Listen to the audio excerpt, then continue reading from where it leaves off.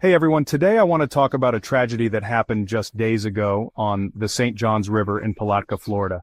This is a story that's been weighing heavily on my mind, and I think it's important we take a moment to reflect on what happened and what we can learn from it. It's one of those stories that sticks with you, a reminder that life can change in a heartbeat and why we need to value every moment we have. When you hear about something like this, it really makes you pause and think about how fragile life is and how quickly things can go from normal to unimaginable.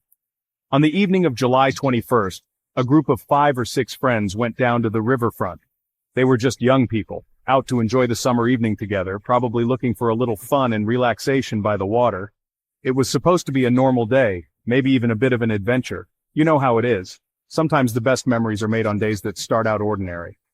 They went into the water to retrieve something. No one has said exactly what. Maybe it was a phone, a ball, or just something that slipped away. But whatever it was, it seemed harmless at first.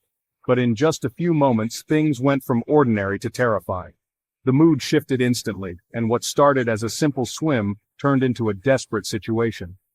2 young men, Wilbert Rivera Cifuentes, just 20 years old, and Dayfree Roblero Morales, only 21, were seen struggling in the water.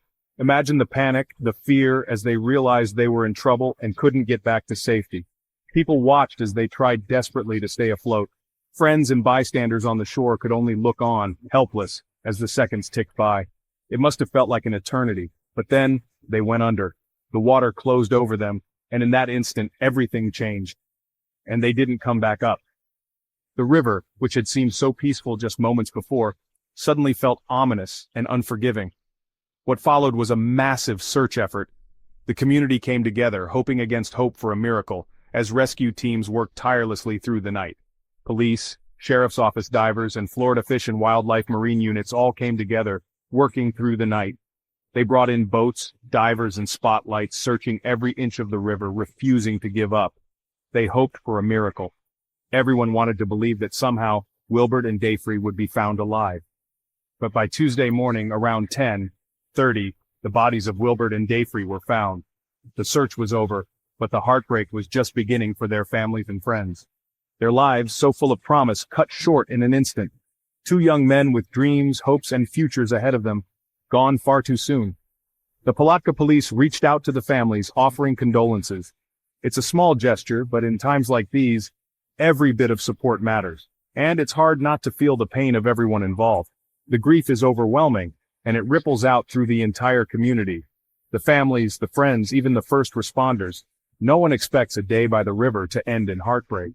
These are the moments that stay with you, long after the news cameras are gone. The community came together for a vigil, lighting candles and sharing memories. It's in these moments of collective mourning that you see just how deeply a tragedy like this can affect everyone, even those who didn't know Wilbert or Dayfree personally. Stories like this are hard to tell, but they're important. They remind us that life is precious and that we have to look out for each other, especially when we're around water. I think we all need reminders to respect the power of nature. Water can be beautiful, but it can also be unpredictable and dangerous. Rivers might look calm on the surface, but currents can be deadly. Sometimes the real danger is the one you can't see, the undertow, the sudden drop-offs, the hidden obstacles beneath the water. And sometimes, what feels like a quick, harmless swim can turn dangerous fast. It only takes a moment for things to go wrong, and by then, it can be too late. So if you ever find yourself near open water, please, be careful. Don't go in alone. Use life jackets. Watch your friend. Make sure someone knows where you are, and never take unnecessary risks. If there's a lifeguard or safety equipment nearby, use it. And if you see someone in trouble, call for help immediately. Don't try to be a hero if you're not trained, because the river can claim more than one life in an instant. And never underestimate the risks. Even the most experienced swimmers can get caught off guard by strong currents or sudden changes in the water. My thoughts go out to the families of Wilbert and Dayfree and everyone affected by this tragedy. I hope that by sharing their story, we can help prevent something like this from happening again. May their memories be a reminder for all of us to look out for each other and to never take a single day for granted. Hold your loved ones close and remember that safety should always come first. Thanks for listening. Stay safe out there.